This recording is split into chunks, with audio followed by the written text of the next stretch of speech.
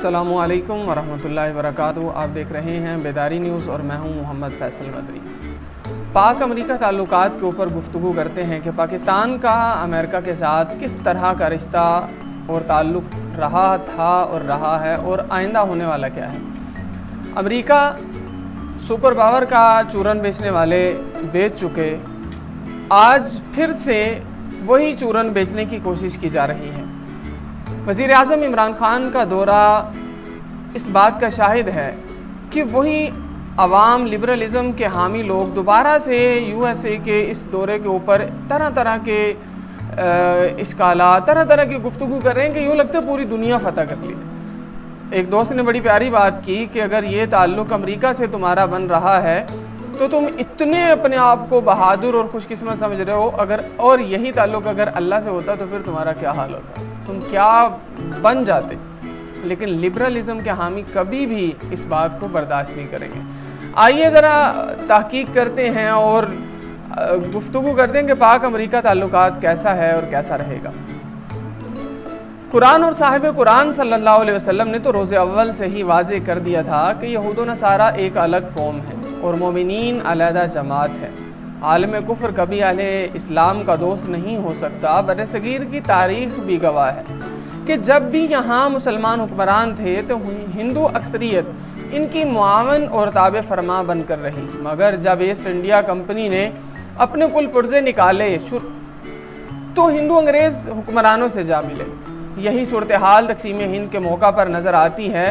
अंग्रेज़ पूरा हिंदुस्तान कांग्रेस के सुपुर्द करना चाहते थे, मगर इस्लामियान बरसगीर के इत्तेहाद और इनकी क़यादत के मुदल्लल मौक़िफ़ के बायस बादिल नाखास्ता तकसीम हिंद का फार्मूला अमल पजीर हुआ। तब से आज तक हिंदू बनिए ने पाकिस्तान के वजूद को दिल से तस्लीम किया, ना दूसरी गैर मुस्लिम क़ुव्वतों ने मुल्क खुदादाद को नुकसान पहुँचाने का कोई मौका ज़ाया किया। जहाँ तक अयूबी दौर का ताल्लुक़ है, सदर अयूब को अमरीकी दौरे के मौका पर बड़ी पजीराई और इज़्ज़त देने का जिक्र है तो इसके पीछे चीन की जानिब पाकिस्तान के झुकाव को कम करना मकसूद था।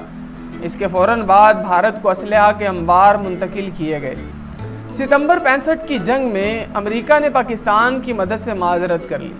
ये हकीकत अपनी जगह अटल है और दौरे हाज़र में सफारतकारी का बुनियादी उसूल माना जाता है कि ताल्लुकात बाहमी मुफादात से मुंसलिक होते हैं। जैसे सर्द जंग के दौरान अमेरिका और पाकिस्तान के मफादात और तहफ़्फ़ुज़ात और सोवियत यूनियन के हवाले से यकसां थे। कम्युनिज़म की यलगार को रोकना दोनों अक़वाम का मकसूद था। दूसरी जानिब भारत का झुकाव हमेशा सोवियत यूनियन की जानिब रहा। इसी खित्ते में अमेरिका को अपने मफादात के तहफ़्फ़ुज़ के लिए पाकिस्तान से कुर्बत अहमियत की हामिल थी, मगर जहाँ तक इस्लाम दुश्मनी का ताल्लुक़ है तो इसका अंदाज़ा इस अमर से लगाया जा सकता है कि भारत ने 1974 में एटमी तजर्बे किए और बाद 1998 में 5 एटमी धमाके किए, मगर इस पर अमेरिका की जानिब से किसी किस्म का प्रेशर या खफकी का इजहार नहीं हुआ। जब पाकिस्तान ने भारत के जवाब में अपनी जोहरी सलाहियत का इजहार करने का इरादा किया तो इसे रोकने के लिए लाख जतन किए गए, जिसके बाद हमें दोस्त अमेरिका के हाथों सख्त पाबंदियों का सामना करना पड़ा। पाक अमेरिका ताल्लुकात में मौजूदा खलीज में जहाँ CPEC और पाकिस्तान के एटमी असासे हायल हैं, वहाँ सदर ट्रंप की हटदर्मी और इस्लाम दुश्मनी का भी बड़ा दखल है।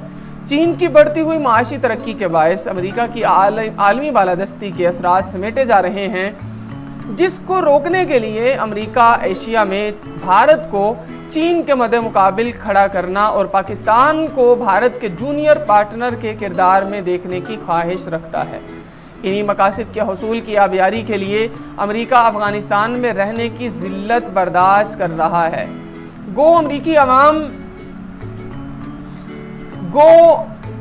अमरीकी अवाम इस हज़ीमत से शदीद बेजार हैं और इस पर आने वाले खर्चे को अमरीकी मईशत पर बोझ तस्वुर करते हैं, मगर पेंटागन और सदर ट्रंप खित्ते में बालादस्ती कायम रखने के लिए अफ़गानिस्तान से इनखला के तस्वुर से खौफज़दा हैं। अफ़गान जंग से 2 मकासद का हसूल था। अव्वल ये कि अफ़गान को बाहम लड़वा कर इनकी इज्तिमाइयत और क़ुव्वत मुदाफ़त को ख़त्म कर दिया जाए, और दूसरी पाकिस्तान के जोहरी असासों और सलाहियत पर किसी तरह दस्तरत हासिल की जा सके, मगर पाकिस्तानी फ़ौज और अवाम के इश्तिराक ने इन मंसूबों को खाक में मिलाया। अलबत्ता अफ़गान दो धड़ों में तकसीम दिखाई देते हैं, जो पश्तो और फ़ारसी बोलने वाले भाइयों के दरमियान जंग जारी है। लड़ाओ और हुकूमत करो की दरीना हिकमत अमली के तहत अमरीका की 15,000 अफवाज छावनियों में महफूज तमाशाई का किरदार अदा कर रही हैं। सदर ट्रंप की गैर मकबूल पॉलिसियों के हवाला से अक़वाम मुत्तहिदा के सेक्रेटरी जनरल अंतोनियो टेरे ने इंटलाटिक जरीदे से इजहार ख्याल करते हुए कहा कि अमरीका माजी में आलमी सियासत में अहम किरदार का हामिल था, मगर आज तिजारत और दीगर मौज़ूआत पर उलझ चुका है। उन्होंने कहा कि दुनिया इस वक्त इंतशार का शिकार है। ट्रंप इंतज़ामिया अपनी कायदाना सलाहियत खो चुकी है, लिहाजा दुनिया पर अमरीकी दबदबा कम होता जा रहा है।